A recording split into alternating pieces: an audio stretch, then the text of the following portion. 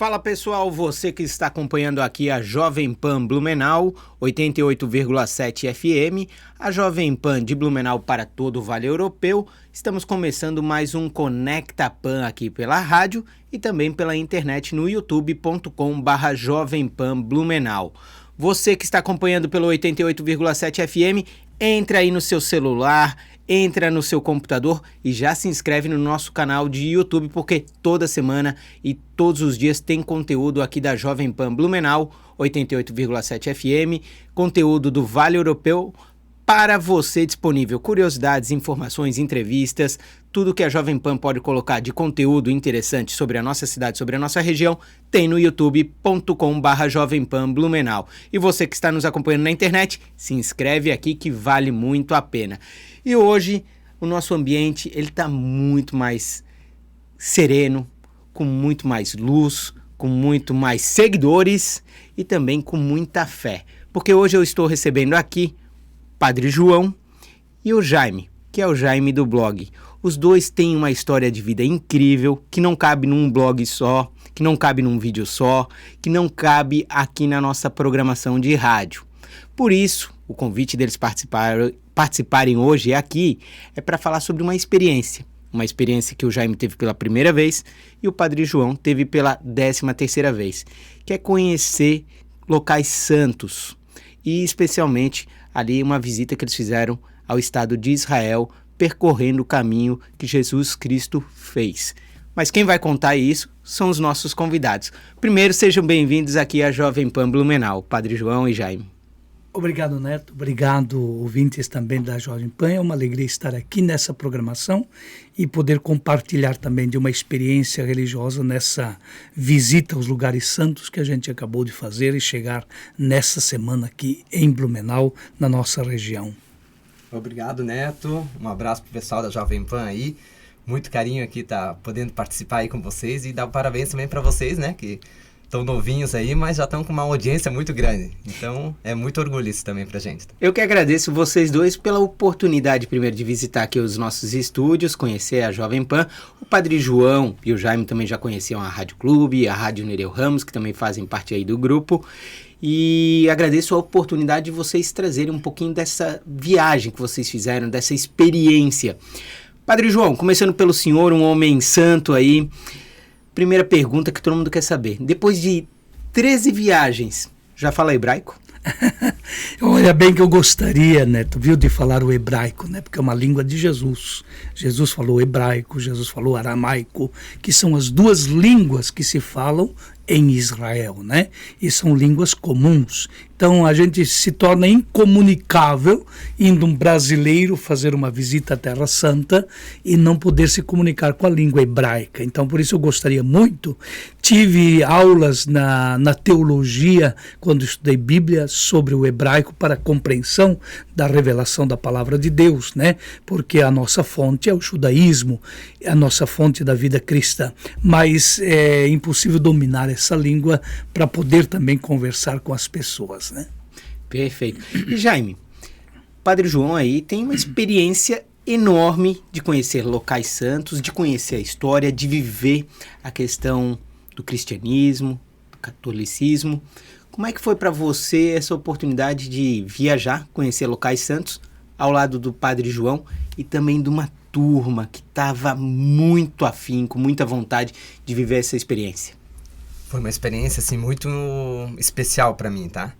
Além de estar com o Padre João também, e que eu transmito as missas dele e tudo, que eu já conheço ele faz tempo e eu fui coroinha dele, poder fazer essa viagem, ainda mais com ele sendo o nosso guia, porque ele que explicou pra gente muitas coisas lá que estava acontecendo. Nós tínhamos um guia, mas ele seria o guia principal nosso, né? Nós tínhamos o guia da agência, mas ele foi o que principalmente passou pra gente o roteiro, aonde a gente estava, tudo certinho.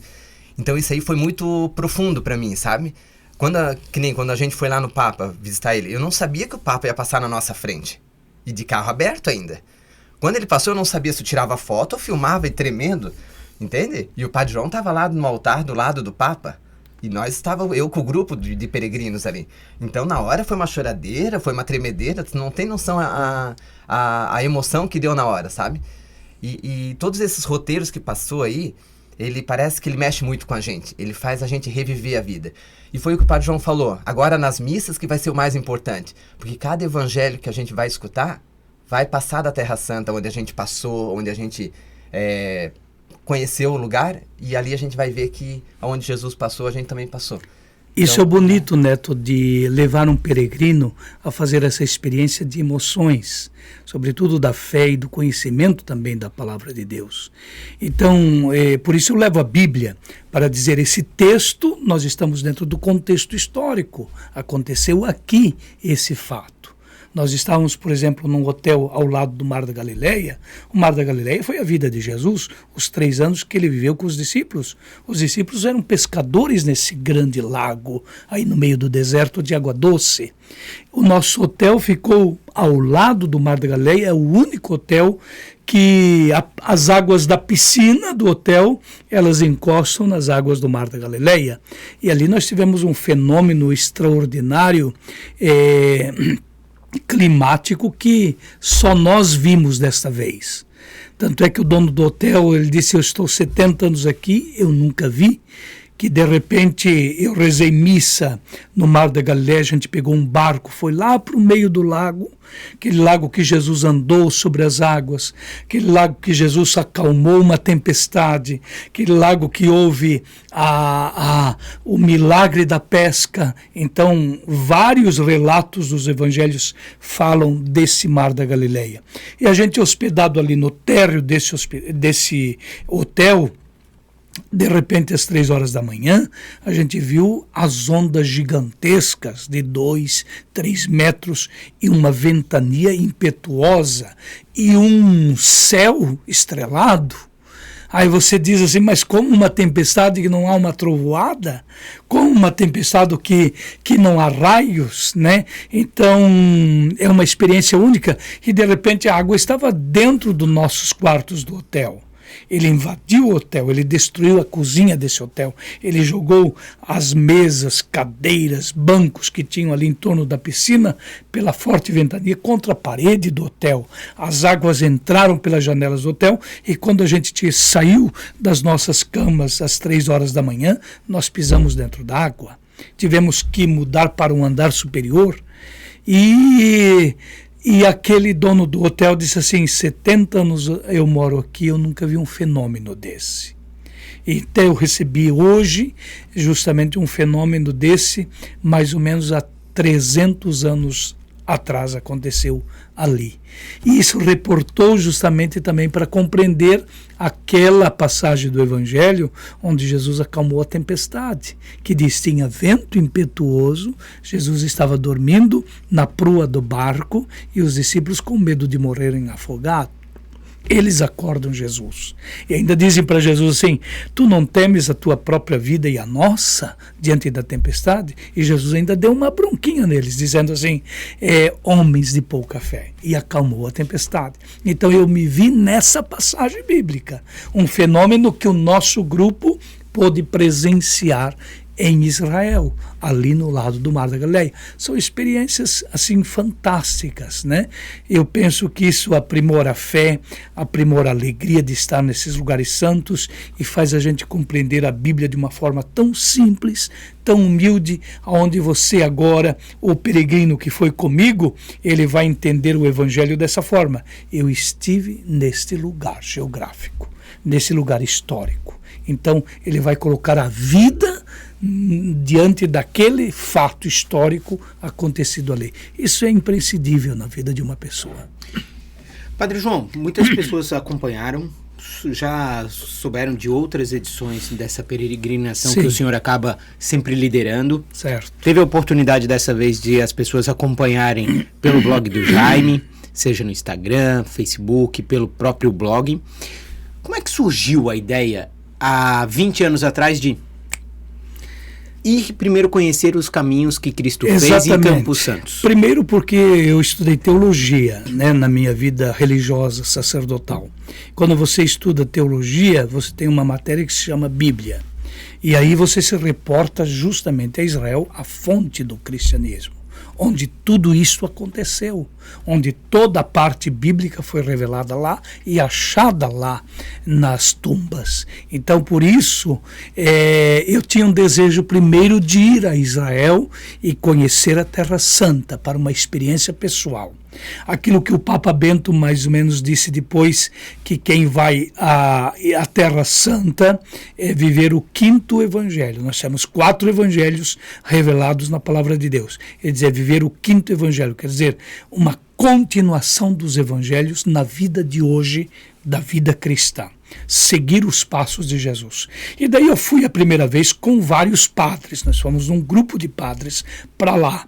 E a partir dali eu disse, não só essa experiência para mim, mas eu quero compartilhar principalmente com leigos, pessoas leigas que têm o desejo e a oportunidade de fazer uma peregrinação dessa e levar também a essa mesma experiência da fonte de fé que se tem em Israel, na Terra Santa. E foi aí que desencadeou as peregrinações para lá. Por isso, se eu isse todos os anos, eu teria público para todos os anos irem, porque tem gente na fila esperando para quando eu fazer a próxima peregrinação. A empresa ainda me dizia isso hoje. O telefone aqui é tanto de pedidos que gostariam já que eu programasse para ano que vem, mas é cansativo também uma viagem dessa, né? São 15 dias que a gente passa ali em 3 países para agregar mais 2 países numa experiência religiosa. Então é muito cansativo para o peregrino, cansativo para mim também, cansativo porque a gente programa isso e tem esses cuidados para fazer essa experiência também bíblica, religiosa, cultural e também uma experiência pessoal em outros países, né, do nosso continente. Então, justamente essa é uma experiência que me desencadeou a vontade de levar peregrinos para a Terra Santa, fazendo uma experiência do seguimento dos passos de Jesus. Jaime, você que teve essa primeira experiência aí, conhecer Israel, conhecer o Vaticano, conhecer Portugal, ali na Nossa Senhora de Fátima, também ali na França. Como é que você interpreta cada região, essa que o Padre João indicou, levou e explicou para vocês? São regiões, assim, cada uma com a sua cultura, sabe? Isso que eu consegui captar de cada lugar que a gente passou. Tanto que lá em Israel, eu não sabia que tinha aquela divisão do muro entre Jerusalém e Belém, sabe? Que daí o guarda entra no ônibus da gente, armado, tudo, querendo saber aonde vocês vão, o que nós vamos fazer. Ali deu aquele medinho, sabe? De onde é que a gente está, entre, né? Israel e a Palestina, né? Que são dois... que Belém pertence à Palestina agora. Belém pertence à Palestina? Pertence à Palestina. E ali fica do lado de Jerusalém, é como se fosse eu e tu aqui e um muro aqui no meio. Uhum. Então ali deu um sustinho, tanto que eles falaram, não bate em foto, não ri né? Não ri dos guardas, nada, porque eles vão vir armados dentro do ônibus perguntar e ver os passaportes, tudo. Então ali a gente vê a cultura, como é que esse povo vive. E eu vi muito sofrimento também nesse povo da Palestina, né, padre? Tanto que a gente foi em Jericó, que é uma outra cidade também, mas pertence à Palestina. E também toda cercada com cercas elétricas, tudo lá, porque... Jericó é a cidade mais antiga do mundo. Ela tem 10 mil anos, né, de história. E isso, então, na geografia, ali, entender que hoje Jericó pertence à Palestina e não a Israel, é uma briga política, religiosa também, que leva sempre a esses conflitos, e para o peregrino leva medo, porque justamente se traz um conflito armado ali, militar, né, constante. Já houve vários confrontos militares nessas regiões. Então leva sempre aquela pergunta, né, mas eu não estou indo para um local então perigoso? Não, porque tanto a Palestina quanto Israel, eles acolhem também de uma forma assim generosa o peregrino, né? Porque eles sabem que o mundo inteiro está visitando os seus países, as suas localidades, para compreender um pouco a cultura e a religião também. E isso também gera economia para esses países, né? É uma das fontes econômicas que traz, através do turismo, emprego e trabalho para esses países. E hoje eles vivem disso, né? Do turismo lá. Então, por isso que eles acabam tratando a gente bem, então. Daí a gente acaba ficando tranquilo, sabe? Mas no começo isso dá um medinho, tá? Quando eu vi que tinha aqueles muros tudo e o guarda vindo armado, deu um pouquinho assim de receio, sabe? Mas daí passou. E Portugal, parece que a gente tá no Brasil. Ah, é? De um país tão lindo, tão acolhedor, a comida é parecida com a nossa. Então, essa cultura da gastronomia também, cada país é diferente, sabe? E eu gostei muito de Portugal por causa disso, que nem Israel é muita coisa diferente, é muita comida, é muita pimenta, é muita salada diferente. Comida mais árabe, né? Isso. De cultura árabe, né? É bem diferenciada da nossa alimentação. Então, é uma alimentação mais forte, mais apimentada, mais acentuada também no seu sabor, né? Isso difere muito do nosso arroz e feijão, que é a nossa comida brasileira. Nós não encontramos feijão na mesa nesses países, né? Então, por isso, leva o brasileiro, às vezes, a dificultar na alimentação também. A gente tem uma gastronomia que farta, né? Exatamente, se a gente for olhar, né? exatamente. E a Itália é muito massas, né? Ali. E agora uma pergunta voltando para Israel, né? E aí, ali, quando vocês olham Israel, e principalmente o senhor, Padre João, o senhor que esteve em 92 e agora 20 anos depois, volta novamente, nisso foram 13 passagens. Mudou muito Israel, seja no turismo, mas também na percepção da religião, numa questão de visita? Como é que o senhor enxerga essa mudança de 2 décadas? Mudou bastante, porque no início, quando eu fazia peregrinação a Israel, a gente podia entrar na mesquita, né, da religião islâmica, né? E hoje não é mais possível, porque religiosamente eles têm como povo ocidental um povo impuro, de forma olhando o lado religioso. Então não permite mais entrar. É uma pena que eu não posso mais levar um peregrino a entrar naquela grande mesquita, né, a mesquita de Omar, ali no monte onde biblicamente Abraão iria sacrificar o seu filho Isaac. E ali tem uma pedra enorme que guarda esse local histórico dentro da mesquita. E logo que você tira uma fotografia chegando em Jerusalém, você vê aquela grande mesquita islâmica com a cúpula dourada, né? Então ela é o cartão postal de Israel. E hoje eu não posso mais levar os cristãos a entrar naquela mesquita. É uma pena. Então, isso nos deixa assim mais empobrecidos na fé. Mas como eles detêm isso como norma religiosa para eles, então a gente respeita. A gente vai lá embaixo, nas muralhas que sobraram do Templo de Salomão, no Muro das Lamentações com os judeus, e ali a gente pode também fazer uma oração no Muro das Lamentações, mesmo dividido entre homens e mulheres, né? Essa é a divisão. O que me trouxe como também uma diferença esse ano foi no Mar Morto, o mar mais salgado do mundo, né? Fica 400 metros abaixo do nível do mar, a fenda mais profunda da terra, esse mar salgado que a Bíblia diz no Antigo Testamento. Esse mar salgado, a gente tomou banho lá, é um banho diferenciado do nosso mar. Ele tem 37% de sal a mais do que o nosso mar aqui comum, nosso litoral. E hoje Israel faz um trabalho assim de extrair a água do mar salgado e transforma em água mineral. Por isso Israel não tem mais problema de água. Nós olhamos Israel como um deserto e achamos, tem problema de água. Não, tem uma agricultura verde, linda, um tapete verde e bonito. Eles têm esse trabalho de tirar o sal da água e tornar a água mineral potável para beber e para regar as plantas, como nenhum outro país no mundo tem. Outros países tiram água do mar e torna-se ela potável para beber. Então no mar não vai faltar água. Então eles têm água em abundância hoje.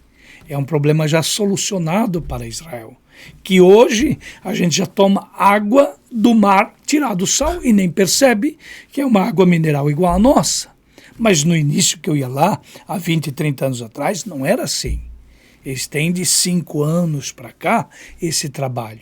E quando a gente toma banho ali no mar salgado, Mar Morto, que a gente fica uma noite e meio-dia praticamente ali tem a maior clínica de reabilitação, porque a água do mar e os minerais que estão ali no fundo do Mar Morto, ele é muito saudável para a pele.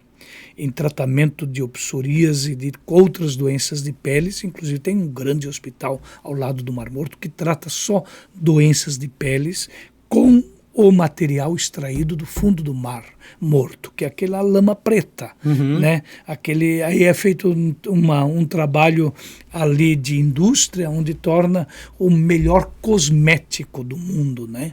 Então a gente teve essa experiência e os peregrinos trouxeram ali a lama do Mar Morto, né? Produzido ali como cosmético para o Brasil, né? E vão fazer essa experiência. É uma água incrível, né?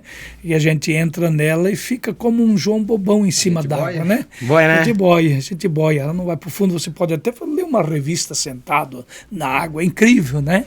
É uma experiência única, né? Eu ia dizer que eu acho que quando alguém conta e a gente vê e a gente não tem oportunidade, a gente fica, não é assim. É bem assim. E para entrar também, tem o perigo que você não pode andar descalço.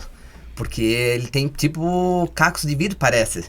E daí você tem que ir de chinelo, porque senão você acaba machucando o pé. Mas esse vidro não é vidro, é sal. É o sal que cristalizado. Criou... Isso, que criou tipo... Cristalizado. Como se fosse espinhos, né? O que nós temos de pedras aqui na nossa areia beira-mar, lá tem o sal cristalizado. É como se fosse um sal grosso, mas daí ele começa a ficar pontudo onde machuca o teu pé. Daí eles pedem pra gente ir de chinelo, só que depois quando começa a boiar, tu não precisa mais daí de chinelo, porque daí tu vai boiando. Tanto que teve gente que a gente teve que ajudar a voltar, porque a pessoa... O Jaime fez essa experiência, viu? Com peregrinas, né? Sim, que não conseguia voltar. Não, fez o resgate. Porque quando você deita e boia... A mulher não conseguia mais voltar. Eu pensei assim, o Jaime fazendo trabalho de guincho aqui. E outra, e tem perigo também da pessoa virar. Sabe? Do mesmo, tá boiando de cima, tu pode virar e ficar de ponta cabeça. E tu não pode molhar os olhos ali. Arde muito, tu chega a chorar. Então nós não podíamos molhar nem o... Aqui eu tinha feito a barba, aqui ficou tudo vermelho em mim. Nossa. Porque encostou a água do sal grosso e ali. depois saindo fica toda... Fica tudo branquinho, como se fosse um pó de açúcar em cima. Assim, da e pele. o mar é a coisa mais linda. Ele é tipo um Caribe da vida. A cor dele, pra fazer fotos, é a coisa mais linda que tem. Que incrível, É uma cor verde para azul. Dentro daquele deserto, o Mar Morto, ele tem 75 mil metros de comprimento e 24 mil metros de largura. É um grande lago salgado no deserto. O Mar da Galileia é um lago de água doce no meio do deserto. Então é fenomenal esse processo. E o que alimenta o Mar Morto é o Rio Jordão, o rio que Jesus foi batizado. O rio que nós entramos lá, onde Jesus foi batizado por João Batista, eu renovei o nosso batismo dos peregrinos e também foi renovado o meu batismo, e ele que alimenta tanto o mar da Galileia, o lago, quanto o Mar Morto. É incrível, né? A geografia. E uma foto aérea, então, vê ele como uma espinhaça que alimenta esses dois mares, tanto da água doce quanto da água salgada. É incrível, é interessante. Perfeito. Uma pergunta, nessa questão de vivência, ali de ver onde Jesus nasceu e de onde Jesus também renasceu, teve ali a crucificação, depois o renascimento. Como é que é essa experiência que, assim, mas de fato tá lá e saber assim, tudo que eu li, que eu estudei, que eu vi, que a gente fala, que a gente prega, tá aqui. Tá aqui, exatamente. Eu até li o evangelho do nascimento de Jesus na Gruta de Belém. E na Gruta de Belém, diante de todos os outros anos antes pandemia, onde o turismo era tão intenso, em que dava filas quilométricas para entrar na Gruta de Belém e ver o local do nascimento de Jesus. Eu cheguei a ficar com peregrinos, antes da pandemia, 2-3 horas na fila. E esse ano não, nós estamos iniciando, a peregrinação não está intensa, está começando, então eu estava com o grupo de brasileiros lá sozinhos dentro da Gruta de Belém. E pela primeira vez a gente cantou Noite Feliz dentro da Gruta de Belém porque estávamos só nós. E eu não tive a oportunidade de 12 viagens que eu fiz à Gruta de Belém anterior de cantar o Noite Feliz. Então a experiência também foi maravilhosa, porque tudo que eu queria era cantar o Noite Feliz lá no local do nascimento de Jesus. Ali tudo começou, Ali a história comprova, a arqueologia diz aqui é o local do nascimento, aqui está guardada a gruta, né? Então, o que eu fiz dos peregrinos é entrar naquela igreja, ir até a gruta do nascimento, ali dobrar os joelhos e beijar uma estrela enorme que tem naquele local, dizendo, aqui foi o local do nascimento. Aquela estrela guarda aquela pedra da gruta em que Maria deu a luz ao Salvador. Então todos os peregrinos dobraram os joelhos e ali beijaram aquela estrela, o local do nascimento, e cantamos juntos o Noite Feliz. Eles nunca mais vão ter um Natal futuro sem se reportar geograficamente àquela gruta, né? Eu tenho certeza que no próximo Natal, eles que foram a primeira vez, como o Jaime, vai cantar o Noite Feliz e vai reportar-se àquela humilde gruta onde nasceu o Salvador. Essa é a experiência que o peregrino faz nesses lugares santos. Qual é a tua experiência da Gruta de Belém? Porque antes, quando a gente chegou lá, eles falaram que a gente ia ficar umas 2 horas na fila. E que quando a gente chegasse lá perto, ia ser tudo rápido. Essa era a ideia que a gente tinha, que ia ter que ser só encostar e ir embora, tudo. E quando a gente chegou lá, a gente viu que era só a gente. Nós chegamos cedo, tudo, e não tinha ninguém. Que incrível isso, assim, que oportunidade, então, né? A experiência que a gente teve de poder... Porque tu tem que se abaixar lá e entrar lá na estrela... E daí a gente pôde até beijar a estrela, tudo, e sair. E daí ali a gente se reuniu e ainda fez Noite Feliz. Só ali, aquele clima de a gente estar naquele lugar santo ali, já dava uma sensação de alívio, sabe? De saber, emoção, isso, né? De emoção. Exato. Aqui nasceu Jesus, sabe? Então essa experiência ninguém vai conseguir tirar da gente mais. Isso não tem nem explicação. E Padre João e Jaime, agora vamos falar um pouquinho ali...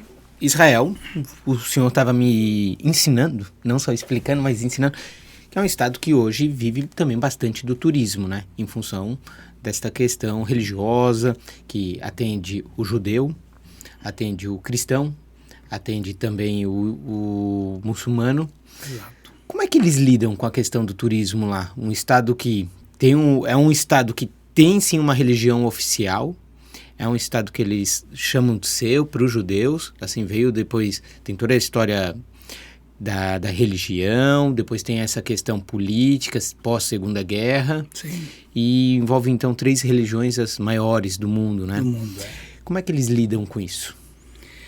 Eles lidam assim sempre com o turista promovendo justamente essa oportunidade de abrir as portas para acolher o turismo.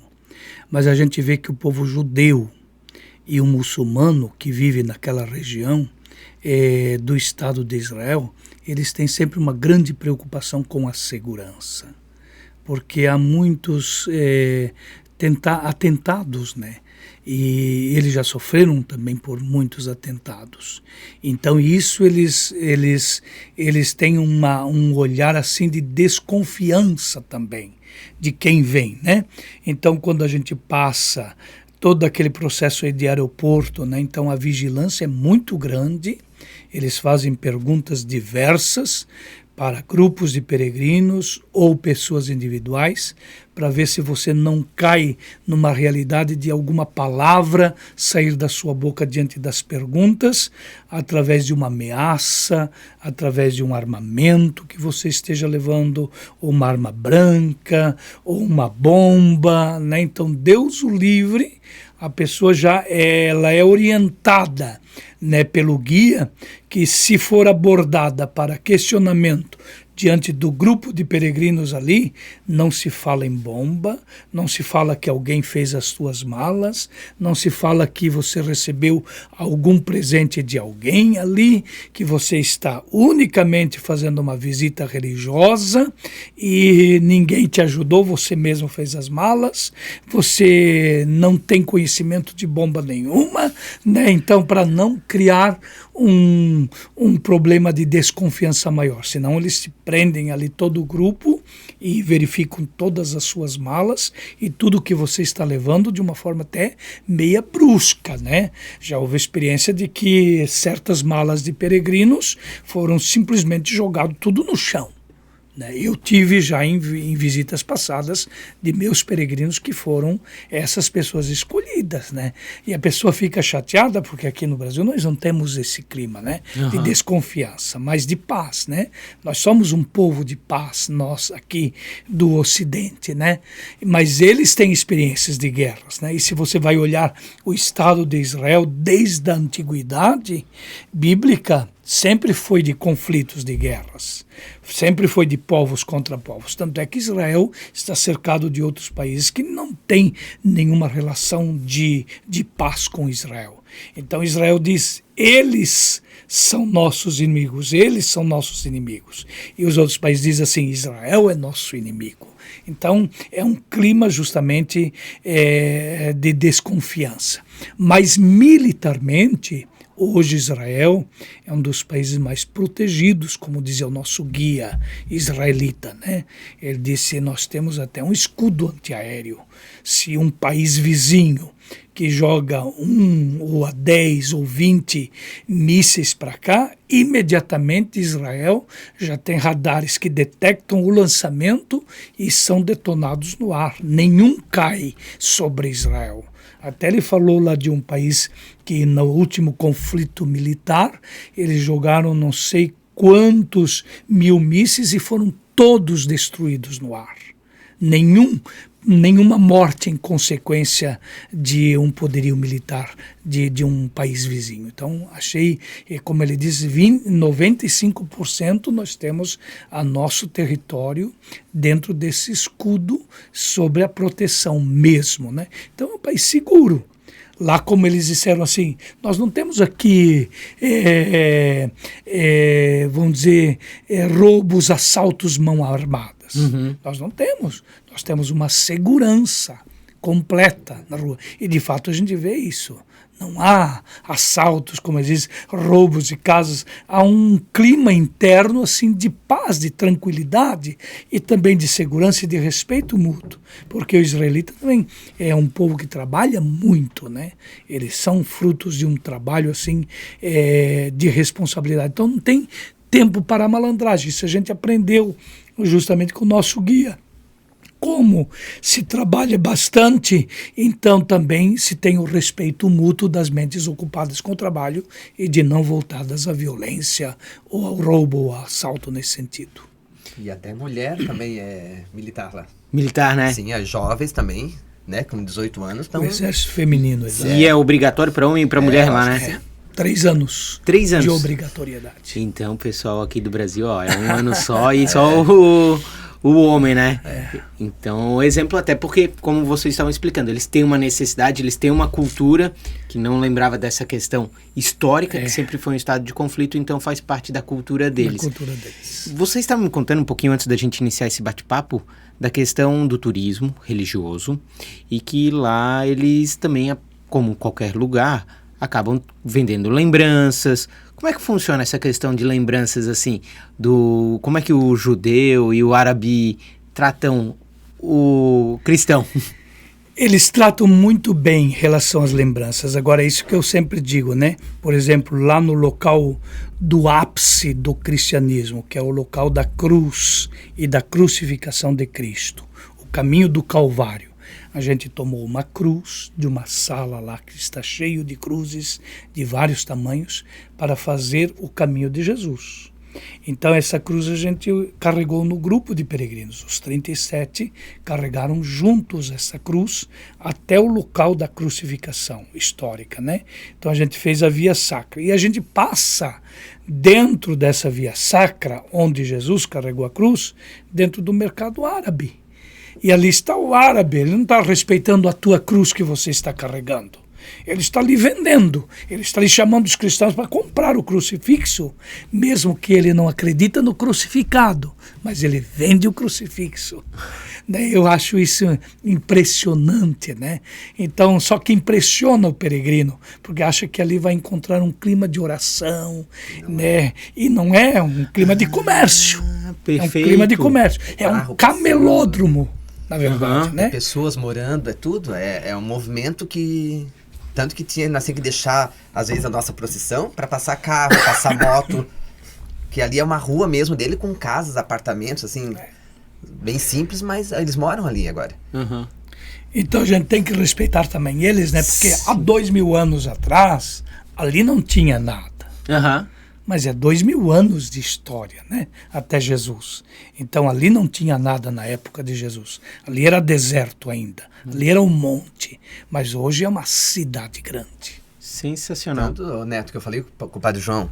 Ô, Padre João, onde é que é o monte onde estava onde Jesus foi crucificado? Que eu achei que nós íamos numa montanha e ia estar lá a cruz. Isso que eu ia dizer. Se o João, nosso editor aqui, fizesse uma imagem ali, eu ia dizer, ó, eu já tava pensando numa colina. Isso, e as 3 cruzes iam estar lá. E o Padre João falou, Jaime, não é mais nada disso.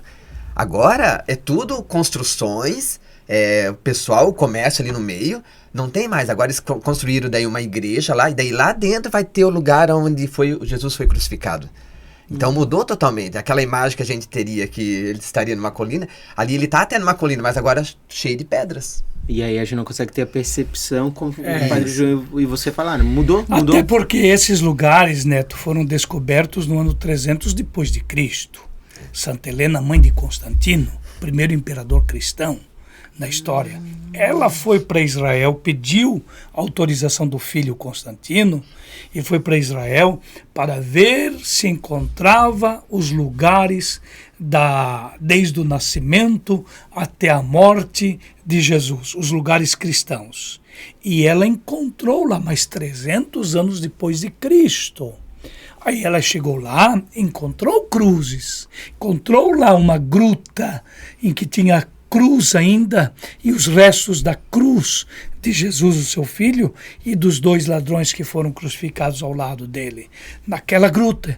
Então ali disseram, porque disseram a Helena, aqui foi o lugar da crucificação. E o que ela pediu ao filho Constantino, o imperador?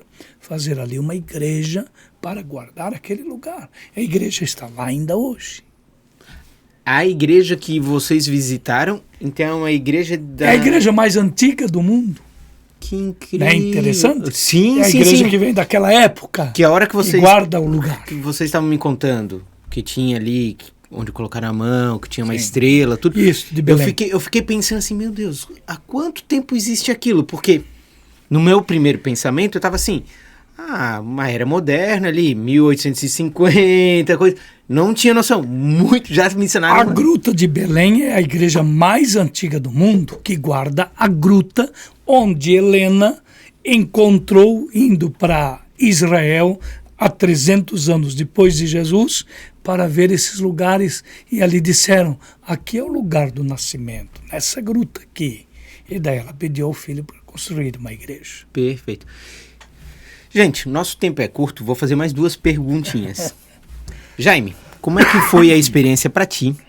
Uma pessoa que sempre acompanhou as missas, segue acompanhando, tem esse trabalho de transmissão, de informar, mas como é que foi esse sentimento de levar o Padre João e os peregrinos para todo mundo, mas especialmente para a comunidade que te segue pelo blog do Jaime, e ver a reação das pessoas aqui em Blumenau, em outra cidade, em outro estado, mas acompanhando as transmissões ao vivo e também os registros que você fez?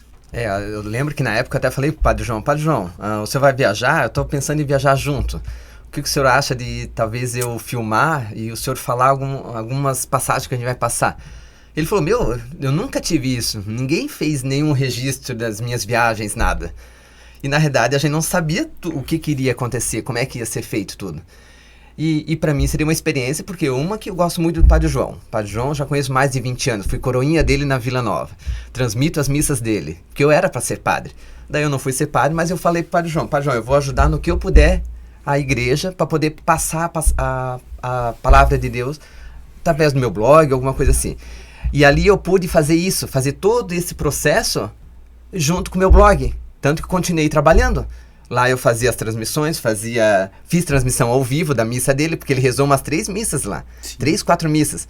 E eu fiz as transmissões ao vivo, tudo. Então isso foi muito gratificante, tá? Esse momento especial, isso foi uma experiência de vida que eu nunca mais vou esquecer. E o principal que o Padre João falou agora, nas missas agora que vocês vão se dar conta na hora do Evangelho. Porque daí você vai ver, eu vou estar falando o Evangelho e vocês vão estar lembrando, eu estive lá. Eu passei por lá onde Jesus sofreu, onde ele viveu, onde ele, sabe, o domingo de Ramos, sabe? Então, isso aí é uma experiência de vida que não vai mais sair. Ninguém vai poder tirar de mim essa experiência de vida. Então, eu só tenho que agradecer. E Padre João, uma pergunta que fica, o senhor que conhece Vaticano, tantos locais santos, qual é a próxima experiência de conhecer, de viver, de entender na prática um local santo aqui do mundo? Olha, Neto, é uma pergunta difícil de responder, justamente porque a gente sai de Israel, da Itália, do Vaticano, de Fátima, desses lugares santos que a gente foi, com vontade de voltar, né? Isso que eu acho importante. Diante do cansaço que se passa em 2 semanas numa peregrinação como essa, você diz, não, chega, é a última, acabou-se, não dá mais, né? Mas você sai com desejo de um dia voltar àquele lugar, porque sempre é uma experiência nova. Em Israel fiz esse ano uma experiência nova. Eu fui a uma cidade, Magdala, a cidade onde nasceu Maria Madalena, que foi escavada agora, de 10 anos para cá. Antes não tinha visitação nenhuma. E a última vez que eu estive em Israel faz 7 anos atrás. Nós não fomos a Magdala. E esse ano nós fomos. Inclusive saiu até o filme Maria Madalena, retratando esse filme desse lugar de Magdala. Está lá as escavações, está lá o trabalho da arqueologia, dizendo, aqui é a cidade de Magdala. A gente viu as escavações que eles estão lá. Construíram uma igreja moderna em cima daquele lugar onde nasceu Maria Madalena. Ela diz o Evangelho que Jesus expulsou 7 demônios, porque ela vivia uma vida promíscua. Ela vivia uma vida promíscua, mas uma vida que depois que ela encontrou Jesus, transformou-se. Ela foi a mulher que nunca mais abandonou Jesus. Ela foi a primeira que viu a sepultura vazia no domingo de Páscoa, na ressurreição. Quando ela foi embalsamar o corpo do Senhor, chegou lá, não tinha mais ninguém no túmulo. Ela foi a primeira que deu a notícia para os discípulos. Ele ressuscitou. Eu não encontrei mais o corpo dele. Encontrei 2 anjos lá que me disseram, por que tu procura entre os mortos aquele que está vivo? E isso está no Evangelho. Então é incrível, né? A transformação. Então a gente sai de lá com vontade de um dia voltar. Não saberia dizer hoje quando, como ou quais outros lugares, mas sempre com vontade de um aprendizado maior. Perfeito, gente. Recebemos aqui na Rádio Jovem Pan 88,7 FM e também no nosso youtube.com/Jovem Pan Blumenau, o Padre João Bachmann e o Jaime, aí que é o Jaime do blog, para falar um pouquinho sobre peregrinação, fé, religião, essa experiência da cobertura feita e as palavras aí de sabedoria do Padre João. Muito obrigado pela participação de vocês aqui na Jovem Pan. Obrigado, Neto. Obrigado, ouvintes da Jovem Pan. Obrigado, Neto. Um abraço para todo mundo lá da Jovem Pan. E você, siga aí no nosso YouTube e também siga em 88,7 FM. Valeu!